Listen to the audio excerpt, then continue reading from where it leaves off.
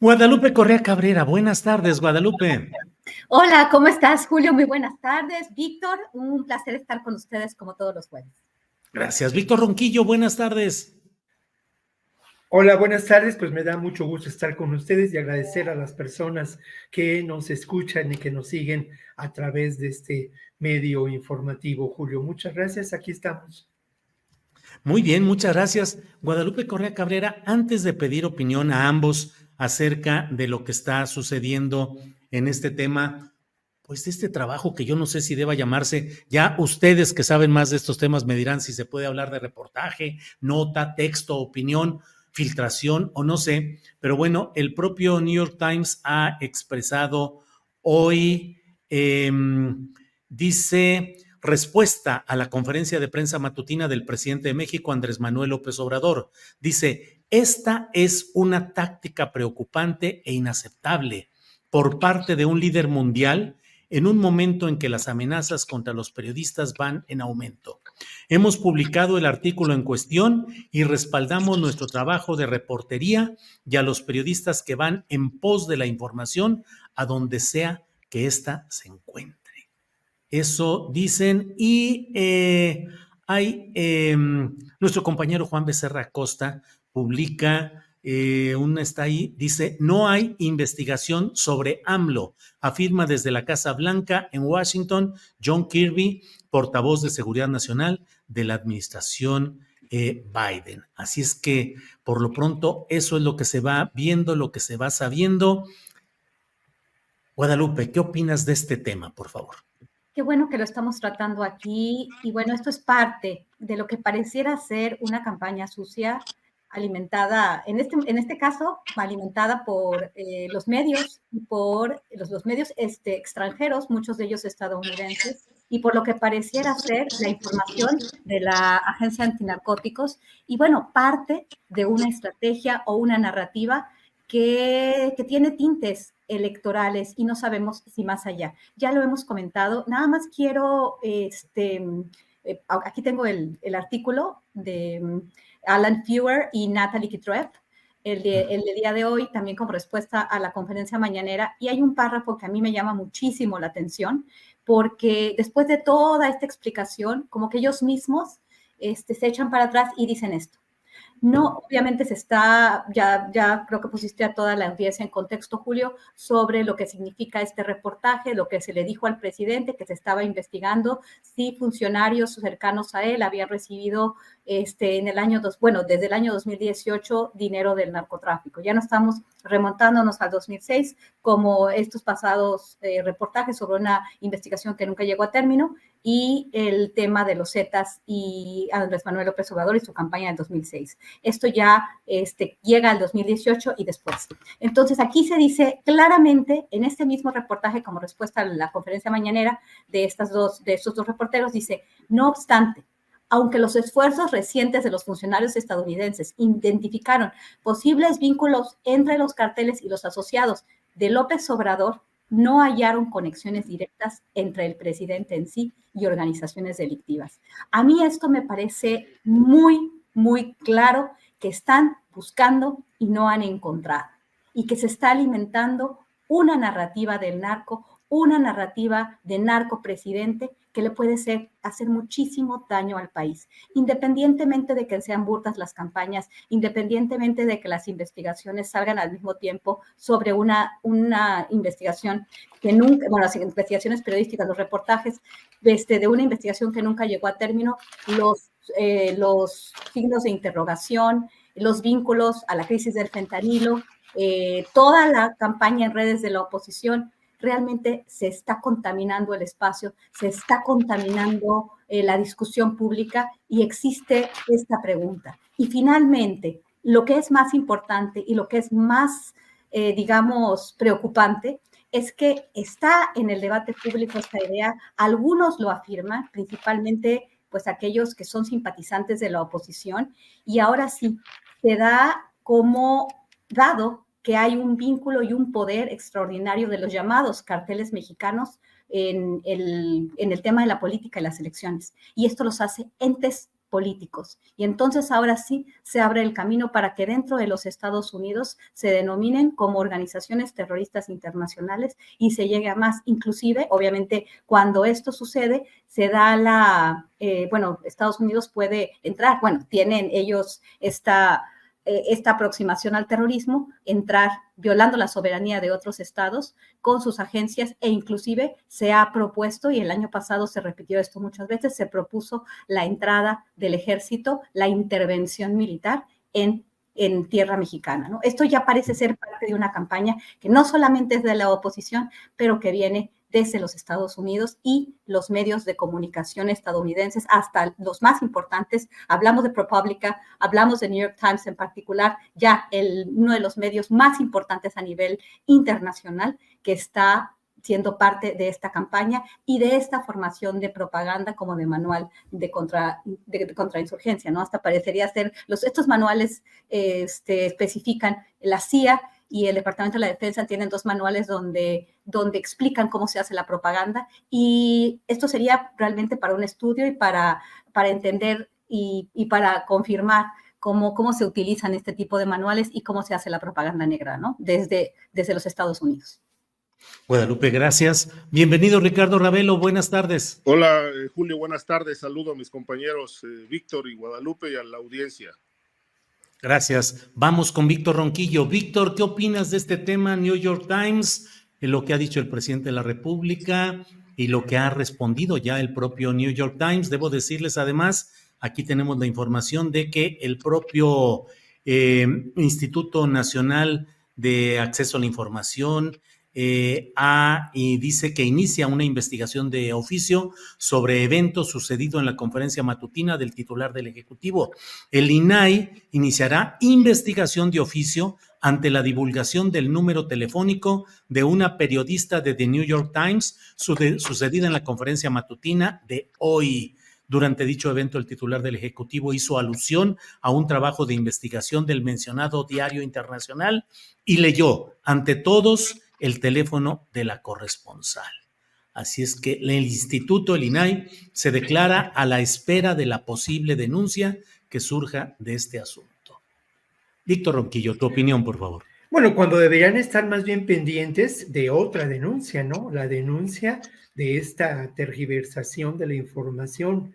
Julio, fuiste muy puntual cuando leíste el artículo, haciendo ver que no hay elementos, es decir, es francamente un ejercicio de un periodismo o de algo, no sé cómo llamarlo, que deja mucho que desear. Lamentablemente, este ejercicio, esta forma de presentar las historias, sobre todo las vinculadas con el narcotráfico, es mucho más frecuente de lo que pensamos. Y creo que hay algo a lo que tenemos que abonar, más allá de una reflexión, pues en otro sentido que espero realizar en este momento. Bueno, tenemos que exigir el rigor periodístico.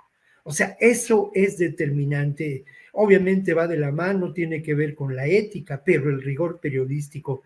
Y esto pues finalmente carece de todo rigor periodístico. Pero ahora voy a otro tema que es muy importante y del que se habla poco. Y precisamente es la llamada guerra neocortical. Un término que resulta muy interesante para entender estos procesos. Está dirigida ni más ni menos que a suprimir la conciencia, que a suprimir la reflexión. El neocórtex es un área del cerebro que tiene que ver con eso, con la reflexión, con el conocimiento, con la empatía. Todo ese ejercicio informativo que del que todos los días somos víctimas, en buena medida por grupos reconocidos de interés que trabajan desde lo que podemos considerar el capital digital, está dirigido precisamente al neocórtex. Estas redes de información, estar repitiendo una y otra vez los mecanismos de Goebbels, pues se han sofisticado. Y ahora la información que corre a través de las redes sociodigitales es determinante, como otros muchos mecanismos que forman parte de esta estrategia, pues no de desinformación, sino de pseudoconcreción de la realidad, ¿no? No es de ninguna manera casual que esto se dé en este contexto electoral en Estados Unidos, electoral en México, y que sus finalidades sean pues claramente políticas. Hay que verlo también, esta realidad, desde la clave de la violencia política, ¿no? Es otra clave, la guerra neocortical, la clave de la violencia política. El sábado pasado, en el Consejo Nacional del PAN, Marco Cortés insistió en que, bueno, voy a parafrasear, no lo voy a citar como lo dijo, pero insistió en que el presidente Andrés Manuel López Obrador tenía nexos inconfesables con el crimen organizado. Y ayer un articulista de Reforma hablaba de si no estaríamos hablando de un armisticio establecido por el presidente López Obrador a favor de los grupos criminales. Todo esto pues forma parte sin duda de una campaña. Hay dos temas en términos de la elección en México que son determinantes y que son parte de esta guerra sucia, ¿no? Por un lado, el tema que es el más, digamos, ligero, pero es un tema muy útil también, el tema de que esta será la próxima una elección de Estado, de que todos los recursos serán aprovechados en función de favorecer a Claudia Sheinbaum. Ese es un tema en el que están trabajando y del que poco se ha mencionado, pero que fue parte del discurso de Xóchitl Gálvez en Estados Unidos y en España. Y el otro tema, pues tiene que ver con AMLO es un peligro para México. Ah, no, perdón. La derecha no se renueva. Dicen lo mismo que dijeron hace años. Y ahora no es un peligro para México, pero es aliado del narco. Y hay una narcocandidata que es Claudia Sheinbaum. Francamente, es muy útil que intentemos desmontar el funcionamiento de estos mecanismos. Ayer Mario Delgado presentó información en una conferencia de prensa muy interesante, ¿no? De cómo opera este grupo Atlas Network, que es un think tank, es más bien un lugar supuestamente que vincula el pensamiento y que al final de cuentas es parte de cómo opera la derecha internacional, de cómo se vincula con distintos países y cómo actúa precisamente en función de esto que podemos considerar la guerra neocortical. Aliados en México, pues México Evalúa y el INCO, ¿no? Evidentemente, organizaciones que se oponen al proyecto de López Obrador. Ojo, ¿en qué se beneficia o quiénes están detrás? ¿Qué buscan? Pues además de un control político evidente, dos temas son fundamentales. El tema de la soberanía energética y el tema de la soberanía alimentaria, porque Atlas Network pues es patrocinado precisamente por grandes transnacionales de la industria energética y de la industria alimenticia. Bien, gracias. Ricardo Ravelo, mira, ya está, pues simplemente son unas cuantas palabras las que se señalan de John Kirby. Tenemos esta nota que nos permite reproducir OEM Informex, que simplemente dice, no hay ninguna investigación sobre López Obrador, respondió el portavoz de Seguridad Nacional de Estados Unidos, John Kirby, tras la publicación del New York Times sobre la investigación que relaciona a colaboradores del presidente de México con grupos del narcotráfico. Tu opinión, Ricardo, en lo general, por favor, sobre este tema.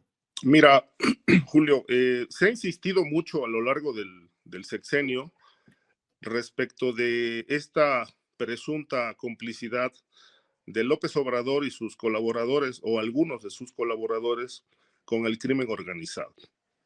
Pero a lo largo de estos 5 años, en realidad no se observa por ningún lado que se hayan aportado pruebas fehacientes. Hay un cúmulo de indicios que apuntan a una probable vinculación con el cártel de Sinaloa, pero no hay una prueba contundente. Por decir, periodísticamente, pues esto es muy complicado de comprobar porque resultan insuficientes, por ejemplo, los testimonios de muchos declarantes, testigos protegidos que dicen que vieron o que les dijeron que recibieron tanta X cantidad de dinero, etcétera, etcétera. Y todo esto, pues, queda, digamos que en el aire, porque el caso del reportaje, por ejemplo, de Tim Golden, que referimos aquí hace un par de semanas, pues yo creo que cumple con el rigor periodístico, pero tiene fallas porque pues no confirmó sus fuentes. Es decir, Jennifer no es un testigo con credibilidad. Fue totalmente desacreditado en México por las mentiras que declaró en la PGR y ante la DEA sobre toda esta red de funcionarios que operaban en la PGR, extinta PGR, que estaban vinculados con el crimen organizado, es decir, no probó absolutamente nada. Y este personaje es fuente central en el reportaje de Goldman, es decir, no es confiable. Él mintió y obviamente todos esos casos se cayeron. Los indicios apuntan a una posible complicidad. ¿Cuáles son estos indicios? Bueno, llama la atención, por ejemplo, y eso no lo explican ni los funcionarios, ni el fiscal, ni el presidente, por qué en los estados donde ha ganado Morena está afincado el cártel de Sinaloa. Otro detalle que me llama mucho la atención son las declaraciones de la alcaldesa de Manzanillo, Griselda Martínez. Ella me declaró en una entrevista que le informó a Claudia Sheinbaum por un WhatsApp los personajes de Sinaloa que estaban cerca en su campaña y que los estaba acercando la gobernadora de Colima. Por esta razón la corrieron de Morena, la despidió, la expulsó el dirigente nacional, Mario Delgado, y obviamente la quitó de la contienda por la senaduría. Lo curioso de esto, según lo que ella misma denunció, es que ahora el candidato ganador de la encuesta en Colima es el exalcalde Virgilio Uribe, que según la alcaldesa es compadre de Nemesio Ceguera, el Mencho, líder del cártel de Jalisco Nueva Generación. Ese va a ser el senador, dice ella, por Colima. Entonces, pues todos estos indicios, a todo esto se suma, por ejemplo, las denuncias de la Iglesia Católica en Guerrero que vinculan a Félix Salgado Macedonio con redes criminales. Y esta última declaración del líder de los Ardillos, que se está investigando según la Fiscalía General de la República, que menciona que pues a través de un contacto pues tuvo acercamientos con Félix Salgado. Es decir, todos estos indicios pues no se están investigando en México y obviamente son elementos que a mí me parece que pues generan mucho ruido. Ahora, ¿hay pruebas de todo esto? Pues en realidad no las hay, porque pues se les puede acusar de todo, menos de tontos. Bien, Ricardo, gracias. Guadalupe Correa Cabrera, ¿qué momento estamos viviendo con esta serie de publicaciones tan susceptibles de encontrar los hilos mal puestos, los retazos mal armados en este tipo de reportajes o de notas periodísticas en medios internacionales, y la campaña también de colocación de narcoetiquetas en las redes sociales que siguen insistiendo, y entrevistas como la que el propio Ricardo Ravelo menciona de un personaje además relacionado familiarmente con gente, con un legislador del PRD, del grupo de Silvano Aureoles, exgobernador de Michoacán, que forma parte del grupo político y económico, que impulsa junto con Roberto Madrazo el portal Latinos. Pero ¿qué estamos viviendo en todo este embrollo en los tiempos ya rumbo a la definición en junio próximo de la sucesión presidencial, Guadalupe? Tu micrófono. Estamos viviendo una campaña sucia como la que vivimos en el año 2006. Y como dije antes, es muy peligroso y como bien dijo Víctor, como que nos recuerda, nos remonta a lo que sucede en el 2006. Anuncios burdos. En este tiempo, a mí ahora me preocupa un poco más porque en el 2006, pues esta campaña burla del peligro para México, me acuerdo de estos anuncios en la televisión, yo nunca creí que iban a llegar a impactar a nadie, verdaderamente, de que Andrés Manuel López Obrador era un peligro para México, cuando tuvo una trayectoria muy interesante como pues como el alcalde de la Ciudad de México, del Distrito Federal en ese tiempo, ¿no? Al mando del Distrito Federal en ese tiempo. Y bueno, era tan popular también, nunca pensé que esto iba a golpear de ninguna manera sus aspiraciones presidenciales. Pero la propaganda golpea. Y la propaganda también justifica fraudes, justifica muchas cosas. Con esto no estoy diciendo que veo un fraude o que anticipo con ninguna cosa, no tengo evidencia para decirlo, pero sí se está contaminando el ambiente y apenas empieza esto. Esto va a continuar. Y entonces se va a quedar el estigma, se va a quedar esta idea que está construida bajo mentiras, bajo medias verdades, bajo reportajes y ahora del New York Times. Recordemos también que en su momento el exgobernador Beltrones también desestimó una investigación en el New York Times. Hace poco, Beltrones, después de la investigación, cuando se reabre el caso Colosio, le da una entrevista a Proyecto Puente. No sé si la vieron, pero por favor, véanla. Está muy interesante.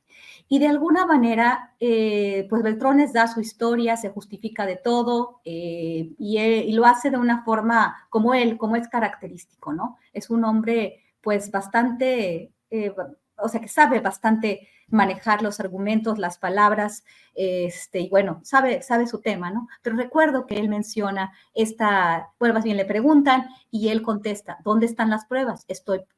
No hay ninguna investigación, en realidad estoy aquí, y finalmente pues no se comprobó nada. Y de la misma forma acusa al New York Times de que este reportaje no estaba cerca de la realidad. En realidad me llama la atención ahora sí a un nivel en este contexto, pues cómo están vinculando a la campaña con el narcotráfico. Ahora bien, muchas de las cuestiones del crimen organizado y la vinculación del crimen organizado con campañas electorales no se puede negar, pero hablamos de crimen organizado. Los políticos de todos los niveles se vinculan con empresarios de lo ilícito y se vinculan mediante dinero. Y obviamente, supuestamente, no se pueden financiar las campañas de manera legal. Por eso existe el Instituto Nacional Electoral y por eso existe este sistema que tenemos en cuestión de elecciones, que se formó precisamente para evitar un masivo financiamiento por parte de actores pues sucios, ¿no? Por ejemplo, de cárteles de la droga u otros empresarios que tienen algunas agendas. Sin embargo, existe este financiamiento tras bambalinas, obviamente. Y ¿quiénes están detrás? ¿Quién es ese crimen organizado? ¿Quiénes son estos criminales que matan algunos candidatos, no algunos, bastantes, en algunos lugares? ¿Son narcotraficantes? ¿Los narcotraficantes tendrían el incentivo de calentar una plaza? Esto a mí me parece extraño. Desde que los Zetas hicieron su aparición y ellos mismos calentaban sus plazas, llamando a pues una respuesta del gobierno de México, una respuesta de los medios nacionales e internacionales. Los empresarios del narcotráfico, los empresarios de las drogas, deberían de mantenerse en silencio, hacer sus cosas, arreglar sus cuentas y seguir mandando droga a los Estados Unidos. Y es lo que hacen. Las drogas llegan a los Estados Unidos, algunas se producen en Estados Unidos, porque no puedo creer que tantas drogas sintéticas solamente se produzcan en México y vengan de China, que también debe haber bastantes laboratorios en los Estados Unidos, como los hay en México también, pero bueno, debe haber muchos por el tema de costos, pero estas personas y estos políticos que están siendo atacados por el crimen organizado, que han estado en contubernio o que han sido pues eliminados por el crimen organizado, pueden ser eliminados por otros funcionarios corruptos, por empresarios también corruptos que se dedican a lo lícito. Hay que ver caso por caso, porque esta idea generalizada de que los carteles son todopoderosos, de que el mencho, y además no solamente son los carteles, hay que ser muy rigurosos como periodistas en realmente ver caso por caso y analizar de qué estamos hablando cuando hablamos del cártel Jalisco Nueva Generación, cuando hablamos del cártel de Sinaloa, de los Chapitos, del Mayo Zambada, porque ahora se utiliza esto para todo, ¿no? Y supuestamente estos grandes señores, esta idea que parece de serie de Netflix, como bien dice en un libro excelente de nuevo, el libro de Osvaldo Zavala, Los carteles no existen. Invito a todos que lo vuelvan a leer para que entiendan cómo se forman las narrativas y lo que estas narrativas implican. Creo que es un trabajo muy importante y que pronto vamos a verlo en pantalla, me imagino. Sería interesante, ¿no? Creo que nos espera una campaña mucho más sucia. Esto apenas empieza y esto le va a hacer muchísimo daño a México, al Estado mexicano, a las instituciones, porque se da esta perspectiva, se considera que México no puede por sí solo, se le da la razón a Donald Trump cuando después de ser elegido en el año 2016 y asumiendo en 2017 la presidencia de los Estados Unidos, unos días después empieza a decir que en México no podemos con nuestros bad hombres y que por eso él va a traer a sus hombres para hacerse cargo de la situación. Esto está ya en puerta. Guadalupe, gracias. Víctor Ronquillo, pues ahora sí que mientras avanzamos aquí en el análisis, yo veo que las etiquetas periodísticas van quedando fijas. Mira, por ejemplo, en el portal de Reforma dice el titular así: Estados Unidos revisó vínculos de cárteles con aliados de AMLO, New York Times. O sea, si cualquiera lee solamente ese encabezado, pues Estados Unidos revisó vínculos de cárteles con aliados, pues significa en la lectura rápida, pues que hay ese tipo de hechos. Luego, en el Universal, dice, por años, Estados Unidos investigó nexos entre cárteles y aliados de AMLO, dice The New York Times. Víctor, ¿qué tanto la percepción pública puede ser cambiada a partir de estas etiquetaciones, de estas campañas, de este flujo de información proveniente de medios internacionales, del manejo millonario de granjas de bots, que de los dos lados funcionan, pero en este caso me refiero a lo relacionado con las narcoetiquetas contra el presidente de México y la candidata Sheinbaum? ¿Qué tanto pueden impactar? ¿Qué tanto puede funcionar esto, Víctor? Bueno, pues sin duda tiene una función muy importante, ¿no? Porque al final de cuentas todos los que nos hemos dedicado al periodismo sabemos muy bien que el ejercicio de la edición de un texto, que el ejercicio de la elección de un posible entrevistado, que la manera en que presentemos la información es determinante, ¿no? Hay sin duda una clara intencionalidad por parte de quien arma estos espacios de información. Uno puede ver cómo se cabecea el Reforma o cómo se cabecea la jornada, ¿no? Cómo se elige la información que va a contener cada una de las áreas informativas, y uno puede entender algo que es muy importante, la línea editorial de cada medio, ¿no?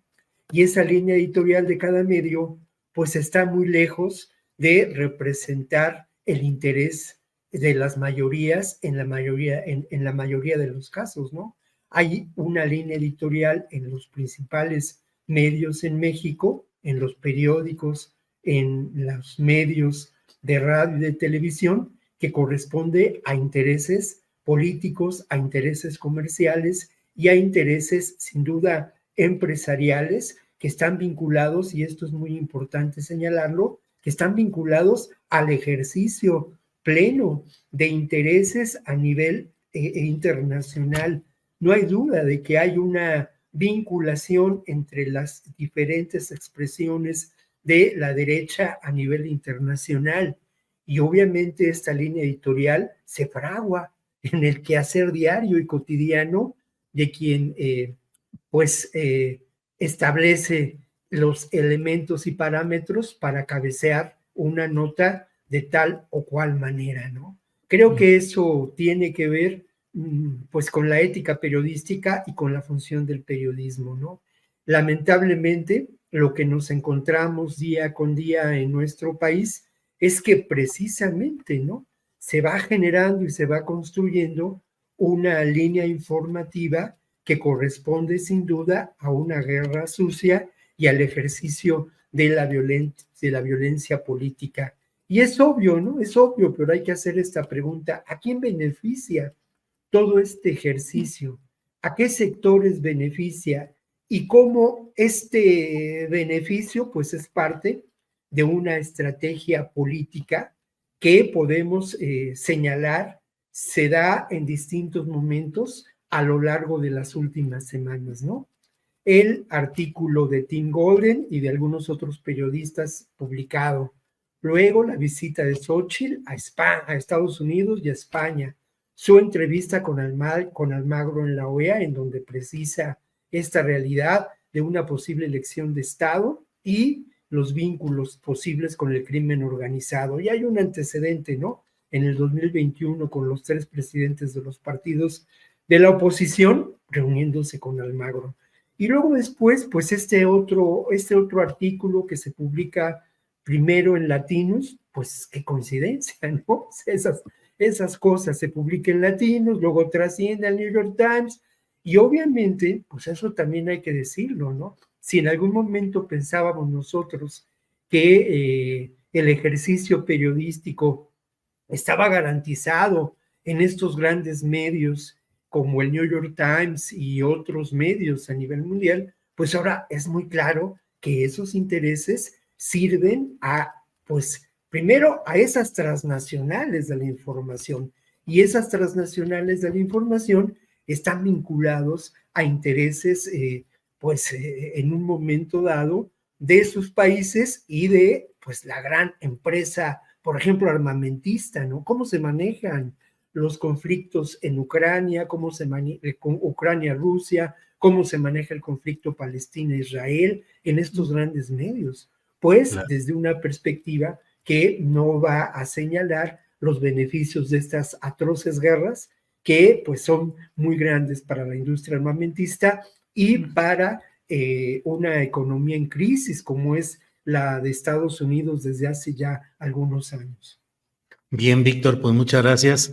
Ricardo Ravelo, aquí en este programa hemos tenido a veces hasta apasionados debates y discusiones respecto al crimen organizado, la política, la influencia creciente del crimen organizado en términos políticos, el desbordamiento del poderío del crimen organizado en muchas regiones del país, y lo hemos dicho y lo hemos señalado una y otra vez. Pero hoy, Ricardo, te pregunto, ¿percibes que hay una intencionalidad política electoral en este tramo final de exacerbar estos temas, de documentarlos desde instancias extranjeras presuntamente confiables, pues, por la calidad o el renombre de esas instituciones y la profusión de las etiquetas en redes sociales? ¿Percibes que este tema está siendo exacerbado con propósitos electorales y políticos? Mira, es un fenómeno real. Ahí está el crimen organizado.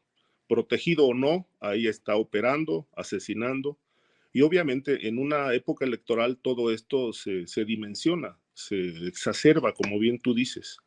En efecto, hay una guerra por el poder y cada bastión, cada candidato de izquierda, de derecha, incluidos los medios de comunicación, están defendiendo su parte, porque en todo hay intereses. No hay absolutamente ninguna actividad humana que no implique intereses, y más aún en la política, ¿no? De tal manera que los medios están jugando su papel y obviamente la gente de igual manera, ¿no? Yo lo que lo apuntaría en este caso es si la prensa que está denunciando lo que todos sabemos, que se ha publicado en México, que no es una novedad, pero que se está, repite y repite y repite ahora más, como disco rayado, el presidente tiene vínculos con el narco, es la narcocandidata, etcétera, etcétera, pues evidentemente todo esto tiene el tinte, claro tinte de ser una campaña orquestada.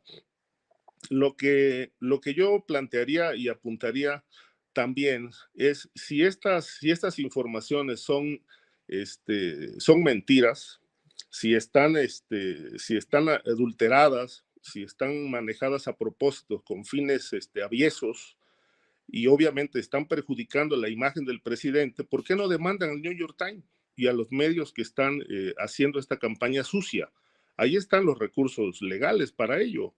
Es decir, yo creo que si están afectando la imagen del presidente, de su partido y de su candidata, y están generando un clima de terror en México, pues yo creo que ahí están los recursos legales para poder hacer frente a toda esta situación.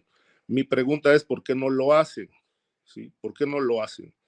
Es decir, presentaron el recurso legal con el tema de las armas en México, en Estados Unidos, y ahí va caminando. Pero no se echa mano del recurso legal en Estados Unidos para írsele encima al New York Times y decir, oye, ¿sabes qué periódico? Estás mintiendo y me estás haciendo un daño en mi país y a mi imagen pública. Es decir, me parece que pues todos están jugando a lo mismo. Al final del día se trata de una guerra por el poder en la que todos y sin excepción todos están imbuidos. Bien, Ricardo, gracias.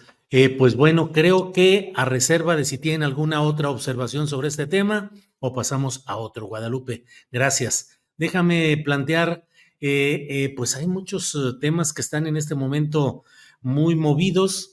Guadalupe, pues simple y sencillamente el tema de Emilio Lozoya. Ah, Hablado, vuelto a hablar, planteado una y otra vez aquí, pero pues ya la realidad concreta es que ya está en su casita y tal vez hoy está encaminándose a algún patito laqueado en el Hunan de las Lomas de Chapultepec. ¿Cómo ves el tema, Guadalupe? se daba muy buena vida, decían por ahí. Sí. Él y sus amigos que nunca pisaron la cárcel también, porque hubo muchos reportajes, ¿no? De quienes estaban muy cerca de él. Escribimos muchos de nosotros varias columnas, ¿no? Sobre esto.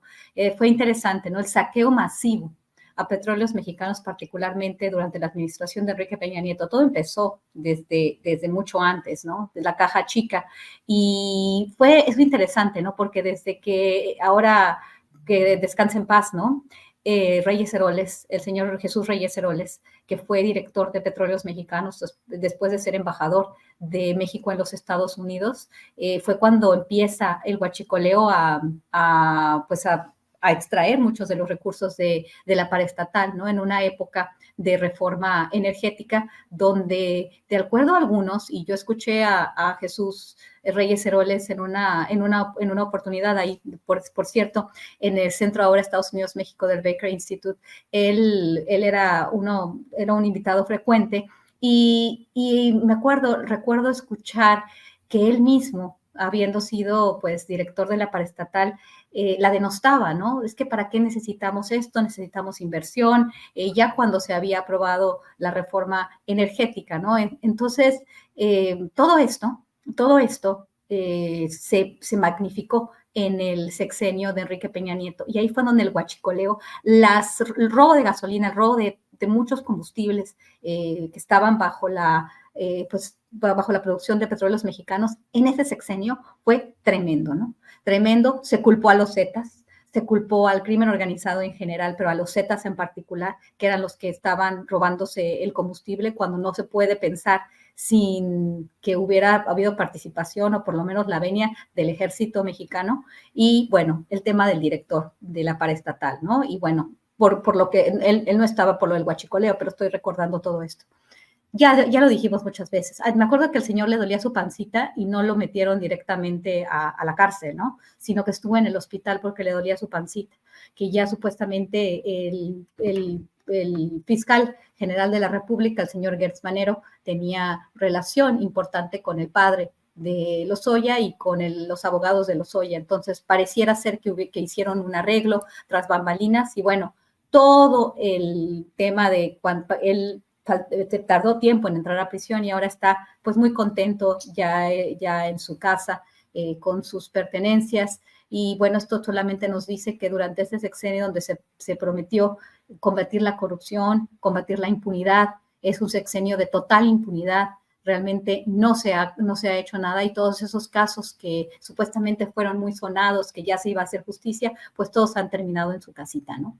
También, pues esta señora, ¿cómo se llama? Esta señora Rosario Robles Berlanga también entró a la cárcel y salió. La estafa maestra, que fue una gran estafa porque fue maestra, pues también ya llegó a su casita y está muy contenta, ¿no? Entonces, pues así es la justicia en México y el papel de la Fiscalía General de la República. No solamente estamos hablando del Poder Judicial, de los jueces, ¿no? Sino también de un papel, pues, muy desafortunado de la Fiscalía General de la República, de investigaciones que se les caen y, bueno, también de acuerdos tras bambalinas como este, que contribuyen a la total impunidad y a seguir avanzando la corrupción, porque si no se castiga a los que han cometido actos de corrupción, ¿qué se va a esperar que se va a hacer con los que ahora están en el gobierno? No porque cambiamos de gobierno, no porque cambiamos de presidente y de partido, no tenemos una serie de casos muy complejos que podríamos mencionar en futuras ocasiones. Bien, gracias, Guadalupe Correa Cabrera. Víctor Ronquillo, sobre este mismo tema, ¿qué opinas del tema, pues, de la vuelta a casita de Emilio Lozoya y bueno, pues los demás casos contra la corrupción que se han ido cayendo y la postura de la Fiscalía General de la República, Víctor.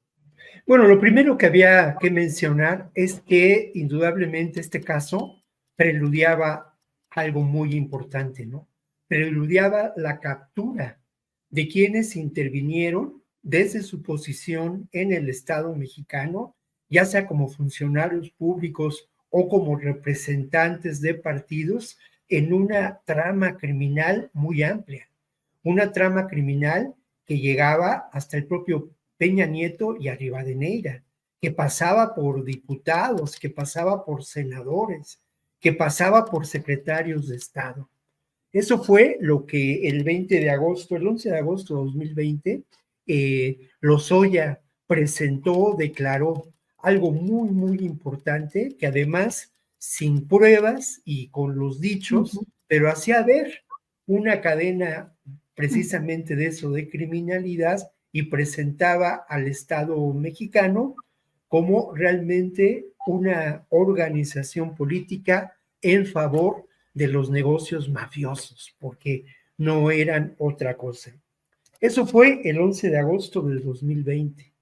Pero la estrategia de la defensa de Lozoya, a partir de haber establecido este posible criterio de oportunidad, donde él se benefició con condiciones de prisión domiciliaria y además exigió, pidió o negoció no fueran acusados algunos de sus familiares, pues le resultó enormemente benéfico.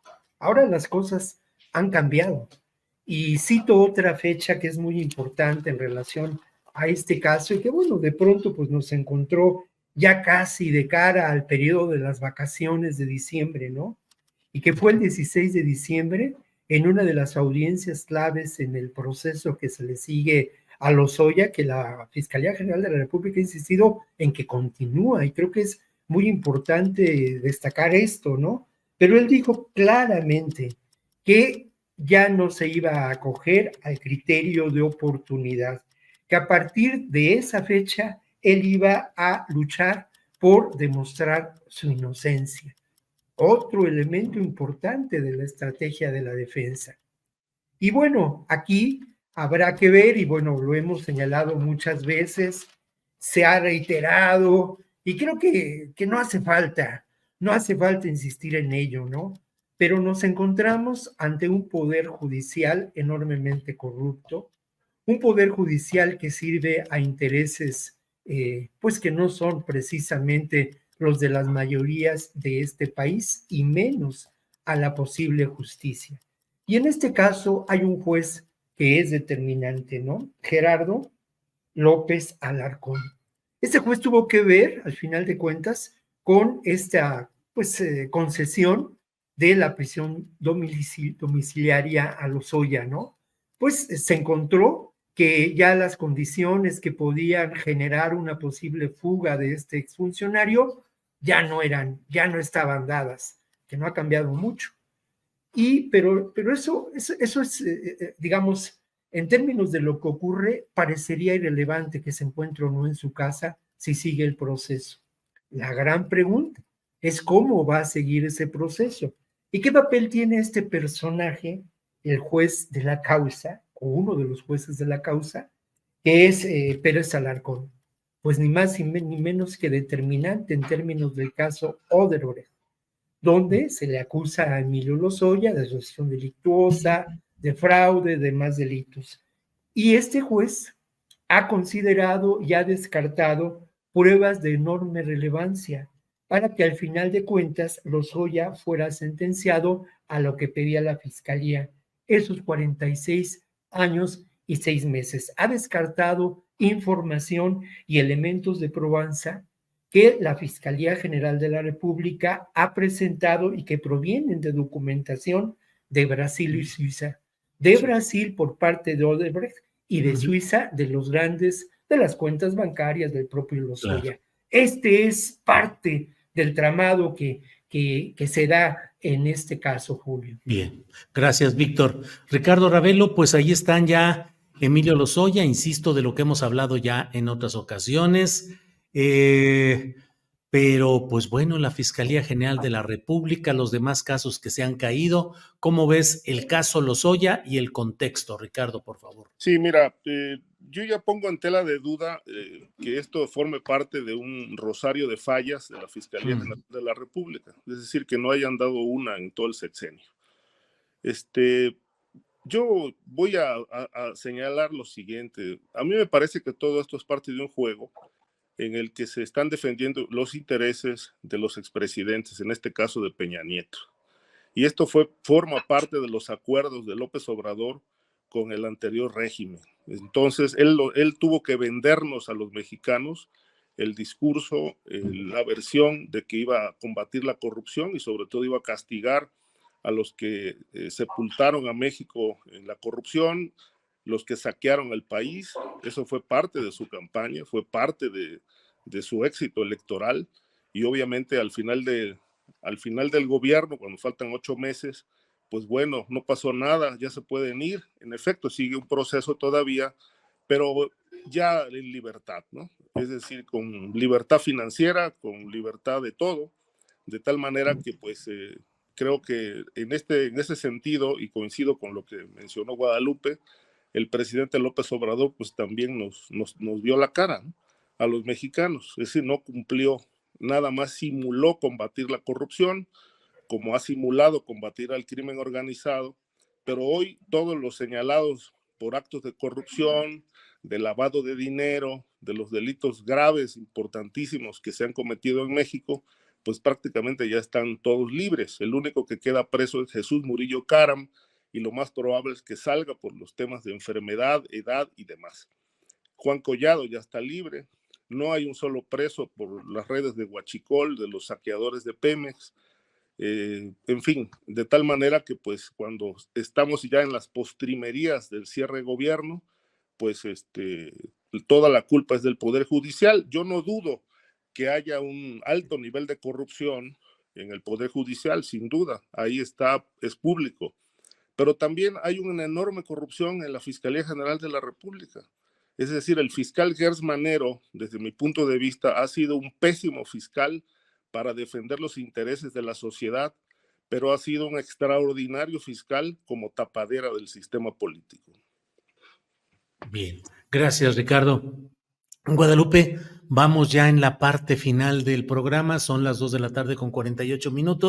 Yo originalmente, antes de que se diera todo este tema del New York Times y la respuesta del presidente de la República, yo quería preguntarles a los tres que me dijeran realmente qué está pasando en Guerrero con toda esta serie de masacres, de matanzas, de confrontaciones, la intervención de los obispos que no se respetan. A veces resulta estremecedor escuchar cómo han sido las negociaciones, según publicaciones periodísticas, en la que los obispos con los capos hablan de que te quedes con tal zona, pero retírate de aquella otra, pero repartamos esto, en fin. Pero pues ya estamos al final, Guadalupe. Si quieres tocar ese tema o el que deseen, por favor, adelante, Guadalupe. Sí, el tema de Guerrero y todo lo que está sucediendo, la violencia, cuando se habla de que los carteles no existen, la frase se malinterpreta, ¿no? Definitivamente el crimen organizado está operando en muchísimas partes de México y está causando sus estragos, no solamente en Guerrero. Obviamente esto ha sido muy reciente. La semana pasada sucedió en Sonora también. En estos días el gobernador Alfonso Durazo, que fue el secretario de Seguridad Ciudadana, pues no está pues reconociendo esto. En realidad está vendiendo Plan Sonora en el Foro Económico Mundial, en Europa, y presenta un estado que está muy bien, pero también migrantes que han sido también masacrados últimamente, y enfrentamientos en todas partes del país, ¿no? Y esto está obviamente relacionado o lo quieren relacionar simplemente con el narcotráfico. Tenemos que ver qué es lo que está sucediendo, quién está detrás de estos fenómenos. Ahora bien, la otra vez, de hecho el día de ayer, me preguntan, ¿cómo ves la estrategia de abrazos no balazos de Andrés Manuel López Obrador? Y por un lado, pues yo dije, bueno, es que la estrategia de mano dura, la estrategia de la guerra contra las drogas, de la declaración de la guerra contra las drogas de Felipe Calderón, provocó per se que hubiera un incremento importantísimo en el número de homicidios, exponencial en el número de homicidios, y provocó una masacre en el país.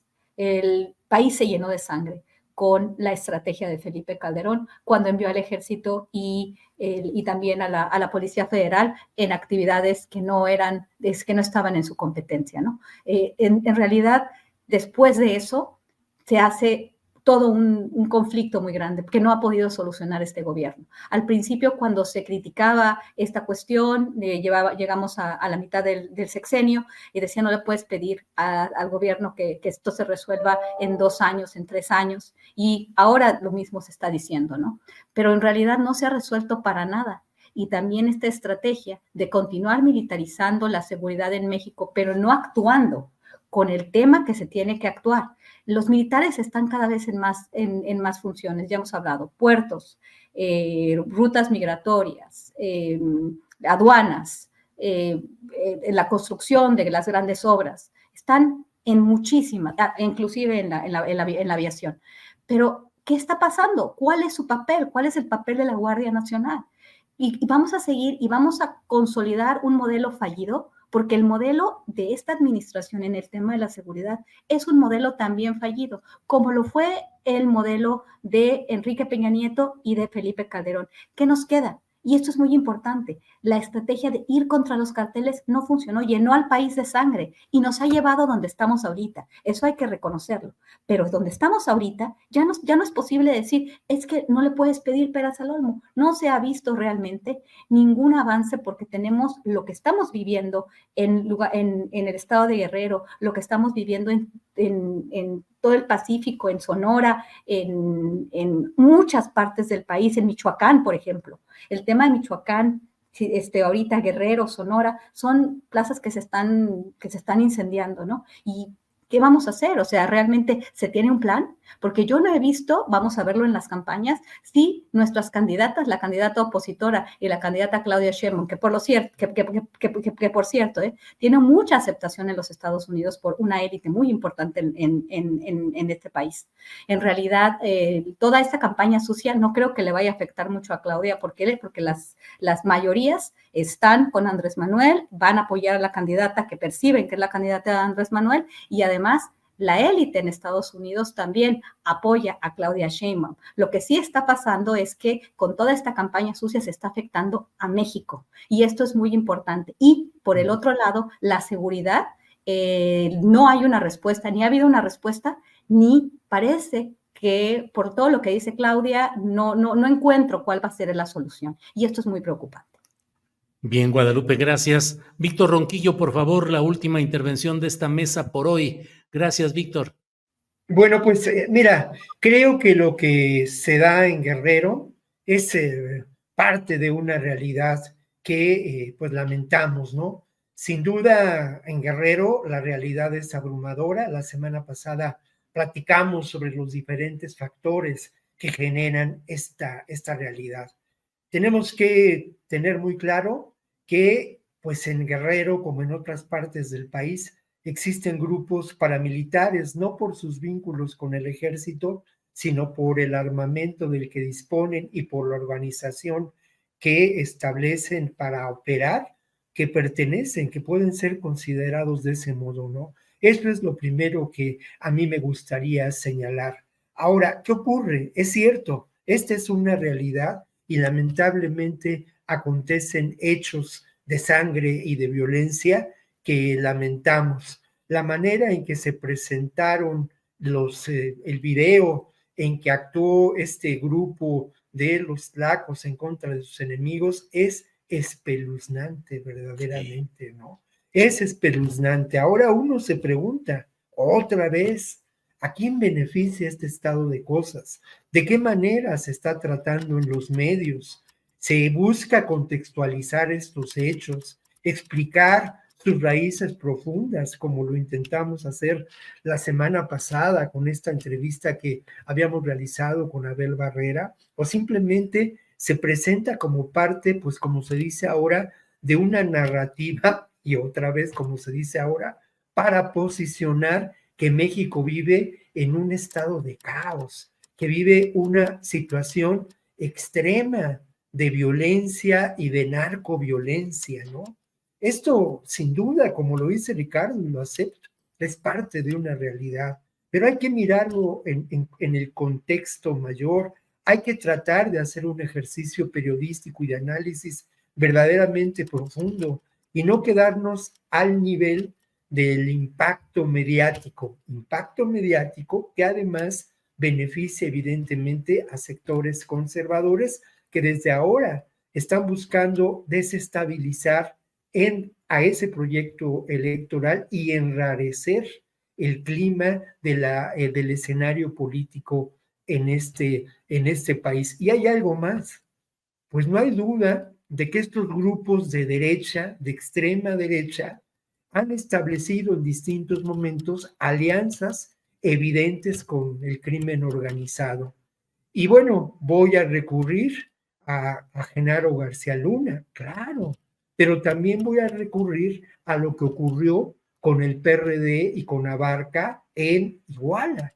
Y como ese ejemplo hay muchos otros donde lamentablemente esta realidad es evidente, ¿no? Estos grupos que buscan preservar el status quo de la injusticia en el más amplio sentido de la palabra, negando la vida digna a los mexicanos, pues establecen evidentes nexos y los han establecido con grupos del crimen organizado que tienen acción y que establecen también pactos con grupos paramilitares, como ocurre ahora en la Tierra Caliente de Guerrero. Bien, gracias, Víctor. Vamos ahora sí con la última intervención de esta mesa con Ricardo Ravelo. Ricardo, por favor, adelante. Tu micrófono, Ricardo. Ya. A mí lo que me llamó la atención de este caso de Guerrero es el doble discurso, ¿no? Es decir, las dos posiciones, la del presidente que dice qué bien que la Iglesia Católica esté negociando la pacificación del territorio con los grupos criminales.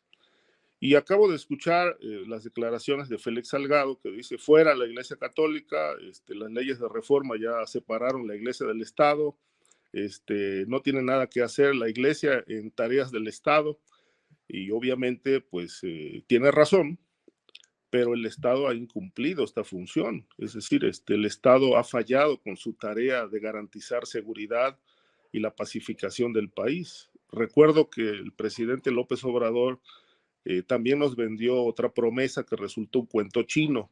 Vamos a serenar el país, y dio un plazo, no cumplió, y obviamente ya se fue el sexenio y tampoco cumplió.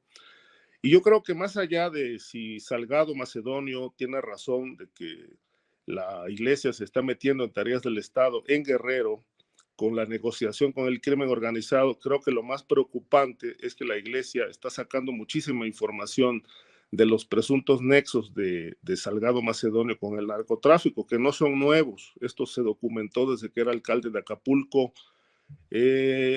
con las relaciones que se denunciaron que tenía con el cártel de Sinaloa, y particularmente la célula Beltrán Leiva, que estaba afincada en Acapulco, con la Barbie, el Grande, Arturo Beltrán, entre otros, ¿no? Entonces, lamento mucho la situación que viven los guerrerenses con el actual gobierno, porque obviamente no les está garantizando absolutamente nada, ni seguridad, ni seguridad personal, ni seguridad del patrimonio, ni seguridad pública. Es decir, Guerrero lamentablemente hoy es tierra de nadie. Bien, Ricardo, pues muchas gracias. Gracias y nos vemos el próximo jueves. Guadalupe Correa, muchas gracias por hoy. Buenas tardes. Chas, tu micrófono, Guadalupe. Muy buenas tardes a ustedes, que les vaya muy bien. Me dio mucho gusto verlos, Julio, Ricardo y Víctor, y espero verlos el próximo jueves. Que les vaya muy bien.